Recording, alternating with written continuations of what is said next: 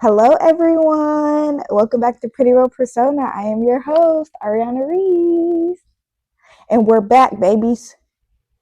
First off, I just kind of want to do a soul check-in. Drop in the comments how you guys have been feeling. How's your week going? What's heavy on your heart?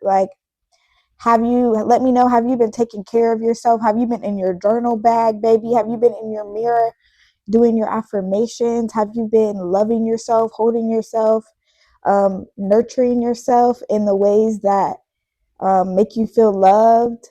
Have you been giving the love that you give to others back to yourself? I just want to know. Put it in the comments. Let's talk about it. In the last episode, I'm probably going to mention it for a while because I'm so happy about the fact that we hit 100 subscribers. So if you are new listening to this, baby, subscribe, hit that subscribe button, comment, let me know you're new, let me know your name, let me know where you're from. I'm Ariana and I'm from Ohio. I'm your host, baby. Yeah. So let's get this started in here. So today's episode, we are going to talk about the loneliness of healing. I am going to give you guys just like a little bit of a soul check for me and how I've been, anything that's been heavy. I have some really, really, really, really, really good news. I'm waiting to tell you guys about it fully in a couple weeks, but I will just say, I'm moving. This is like one of the last times you'll see me in this particular setup for my podcast. I'm so excited. I am moving, and that's all I'm going to say. I'm not going to say too much. If you guys want to know, if you feel like you can guess what it is, where I'm moving, what I'm doing, what my new setup look like, or give me some tips on what my new setup could be like. Put it in the comments. I've been super excited, super nervous, but like overall extremely happy. I feel like I'm starting a new beginning, and change sometimes isn't that easy for me. Like it is, but it's like at the same time I still go through that anxiety, or when you're feeling anxiety, but it's like good anxiety, but you're also, because anxiety in general is just about being worried about the future. Where you feel that, but you're still super excited, but it's like it's also a lot of endings that come with new beginnings, and I'm just super duper duper excited, guys. So with that being said, let's get into today's episode. So nobody warned you that healing is basically updating your old software, but all your old apps stop working. The loneliness of healing is something that nobody glamorizes on Instagram or Twitter. Healing sounds real cute when it's just about sage and bubble baths. But when it's Friday night and you have no one to talk to, no one to hang out with because you've outgrown all of your old contacts, all your own friends, some family, yeah, not so cute then. I want to start out talking about when healing feels like isolation. Healing makes you the friend that can't just vibe anymore. Because while you're sitting with your friends or your family, you're over here analyzing everybody's attachment style at brunch. It's really, unfortunate. It's not really too unfortunate, but like when you're healing, you notice things from people and things and situations that you cannot unnotice. Unhealthy dynamics and certain things you used to do to cope. And then it's like the certain people that you used to run with don't feel like your people anymore because you just feel so different now. Or the things that, you used to do, you don't do it anymore and they still do. So it kind of like clashes a little bit. And it's like that shift can feel very lonely, but it's just space being cleared for aligned connections.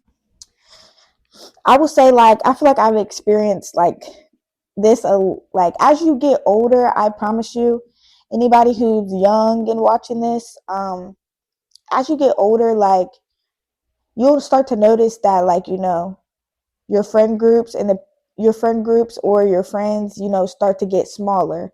Like you start to just have that maybe 5 people in your life, 5 friends in your life you feel like you could just generally count on, or even smaller.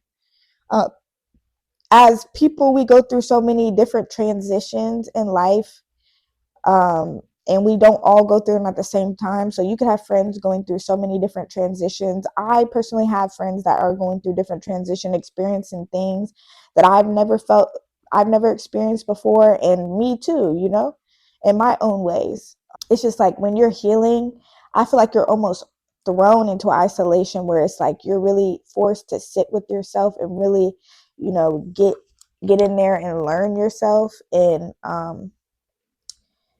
like whether that's unlearning healthy habits, or I'll give you some example of things that like kind of throw you into healing, like breakups, death, just tragedy, like, oh, loss of a job, or just like high intense situations. Then it's like once you sit through your healing, like me, um I went through some very, I feel like I always go through transitions in life where I am always thrown into like a hermit mode, where I'm in my journal, I'm going to within my inner self, and I'm kind of blocking the world off. And I feel like sometimes when I come out of my isolation period, it's like where I talked about there's certain things you can't unnotice. Like I've done a lot of like inner work on myself and healing work. And sometimes when the people around you, or when you go back out into the world, and apply what you've learned from just sitting with yourself, like the people around you, and you realize the people around you aren't doing the same type of healing work, you sometimes you kind of fade away from the people who aren't doing their inner work, because it's like when you talk to them and you start using, your inner healing logic, and you don't cope with things, like you don't smoke, you don't drink, you know to cope with the things that you've been through in life, you talk them out, you're healing from them, you're um, actively deciding to work through your issues and grow through your trauma. It can be hard, but it's like I said, it just creating space for aligned connections. Everything is about alignment. Sometimes, old things and old people just don't align with where you are or where you're going, and so they fade off, and that's okay.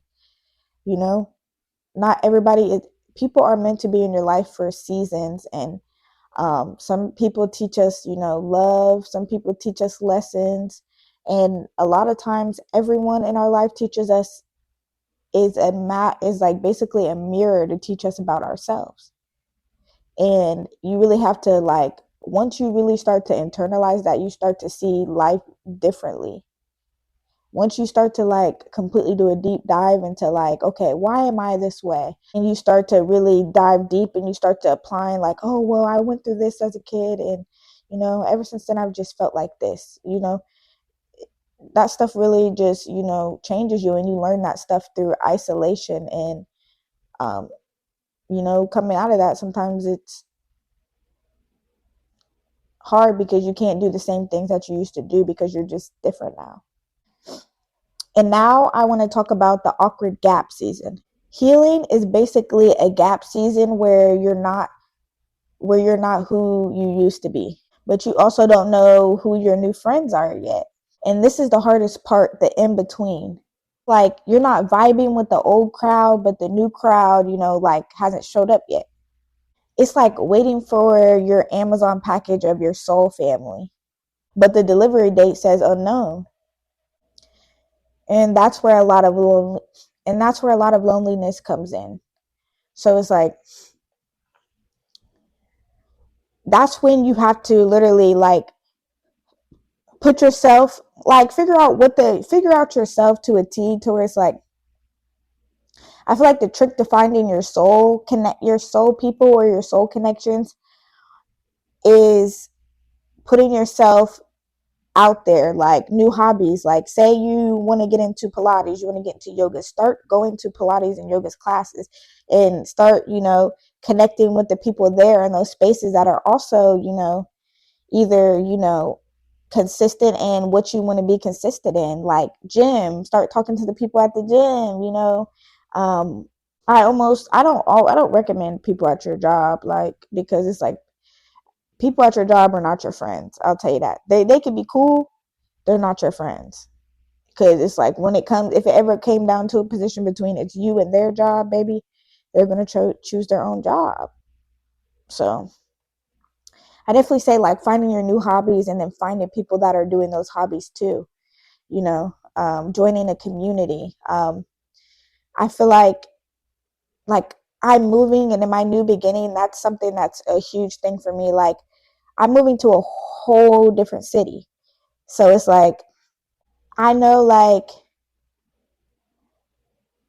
I'm not necessarily, it's like I have friends, old friends from there, but it's like I'm not necessarily looking to, like, rekindle fully those relationships. Like, the people that I feel like, are cool people, I feel like I'm going to reach out to, I'm going to reconnect with, I'm going to meet up with. And I've already, told those people that.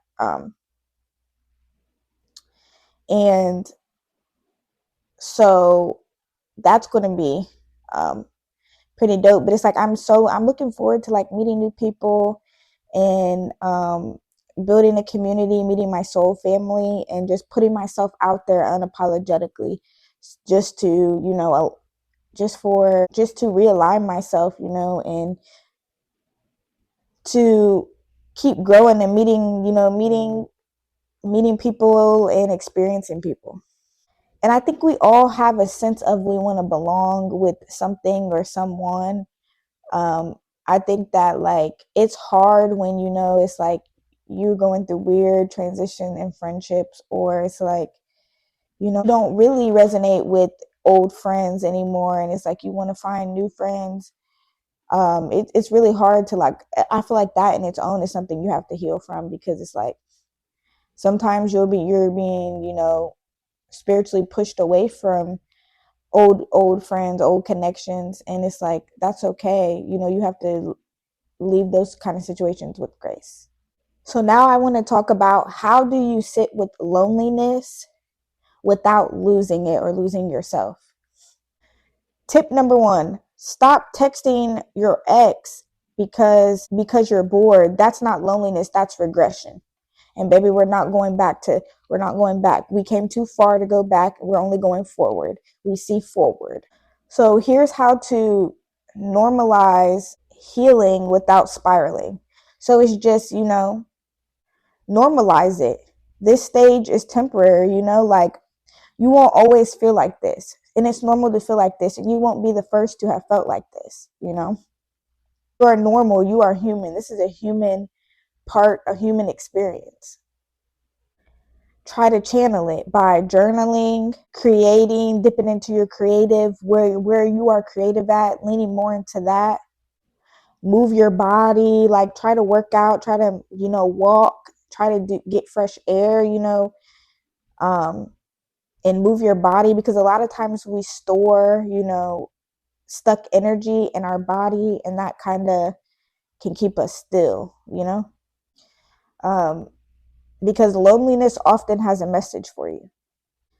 And then try to build slow connections, because healing doesn't mean that you have to be lonely. It just means that you're selective now.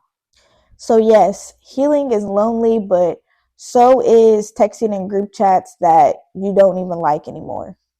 So if today's episode resonated with you, share it with someone else who is going through that loneliness journey, healing journey, and remind them that they're not alone. So follow us at PrettyRealPersona. Subscribe. If you're new watching this video, go and press that subscribe button, baby. You won't regret it, baby.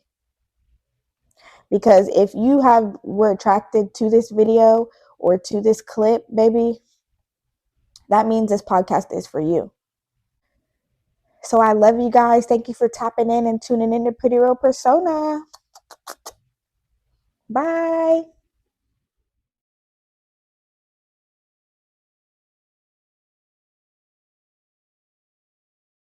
And And if you guys have any questions, or if you guys like today's episode, please make sure you subscribe to Pretty Real Persona. We're on YouTube.